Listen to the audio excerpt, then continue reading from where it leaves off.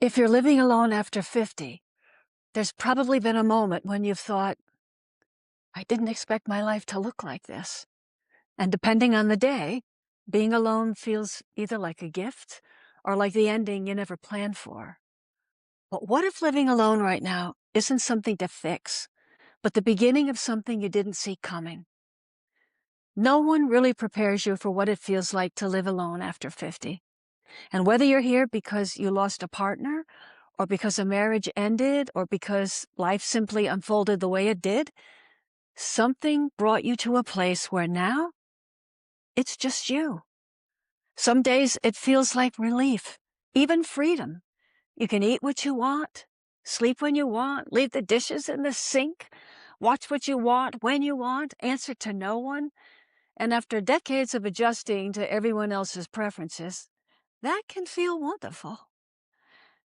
And then there are other moments of loneliness, evenings that stretch longer than you expected, a quiet house where the TV stays on just to fill the space, no one to tell about your day, no one in the next room just living life alongside you. And you can move back and forth between these two feelings of freedom and loneliness in the same week, sometimes in the same day or the same hour. So when the house gets quiet, it's not just the silence you hear, it's you, your thoughts, your wishes, your longings, your fears. And sometimes that's the part that feels unsettling. You see, you've been so fluent in other people's language and what they need, perhaps as a mother, a daughter, a caretaker, or someone's everything, that your own language can feel unfamiliar. You might not even know what you like anymore, what brings you joy, or what you actually think. So you wonder, who am I now when I'm not who I was? Stay with me here because this is where it starts to get really important. But what if these feelings are not the whole story?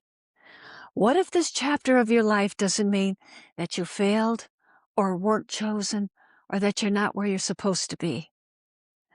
What if this is the time in your life where you're here to reintroduce yourself to you, and that living alone is not a reflection of your worth, but a time to discover who you are now? Just think about it. Living alone could be an opening for you, a space to meet yourself without distraction, a space to discover who you are, and a space to notice what you actually want. Now, I know that when you're finally left with you, it can feel uncomfortable because you can no longer define yourself by who you were as a couple. Now, you are just you. And yes, loneliness will visit. Longing may still be there, but it doesn't mean that you're incomplete or unlovable. You see, I believe there are moments in life when everything outside of us, all the noise, all the external stuff, gets quieter on purpose so that something inside of us can finally be seen and heard. But there's one question that could completely reframe this time in your life, and I'd like to present it to you for consideration. What if your soul wanted this time of solitude for you? What if your soul didn't leave you alone, but finally got you alone? Not as punishment, not as evidence that you did something wrong or that love passed you by, but because there is work. Sacred, necessary, beautiful inner work that can only be done in stillness. Work that couldn't happen while you were busy being everything to everyone.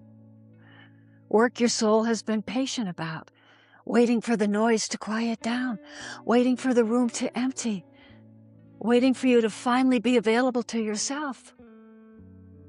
So why would your soul want this for you? Well, because maybe it wants you to remember who you are beneath every role you've ever played, and wants you to hear your own voice clearly, maybe for the first time. Maybe it wants you to discover that your own company is not just enough, it is rich and valuable. What if your soul said, Okay, she's done the caring for others curriculum. She's aced it. She gets the A+. Now it's time for her to get a master's degree in herself.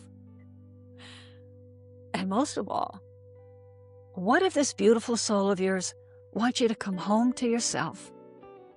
And I don't mean that as some poetic phrase.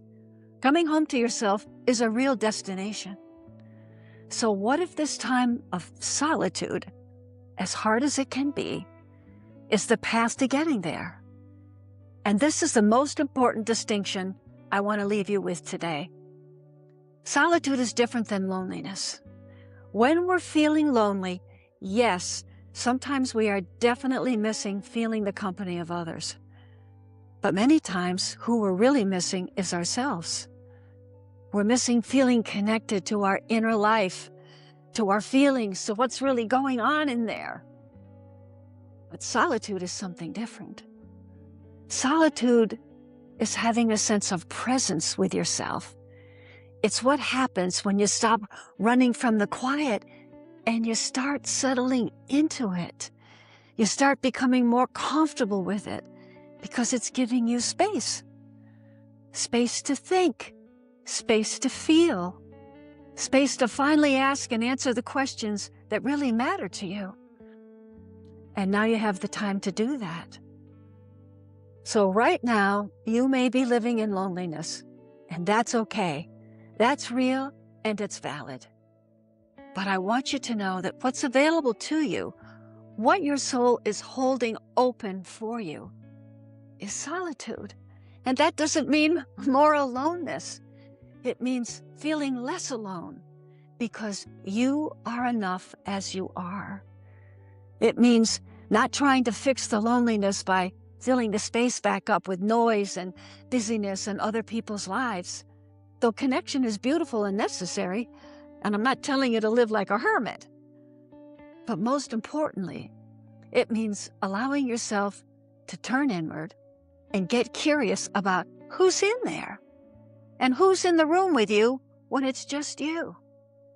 Because sometimes the bravest thing a woman can do in the second half of her life is to learn to stand comfortably in her own company and in her own skin. So if you're still with me, this is the part I don't want you to miss. You were never left alone. You were left with yourself. And that is one of the most profound gifts a soul can offer its human. The season of your life, however it arrived, whatever it cost you to get here, is not a waiting room or what you get because something better didn't work out, and it's never something you have to settle for.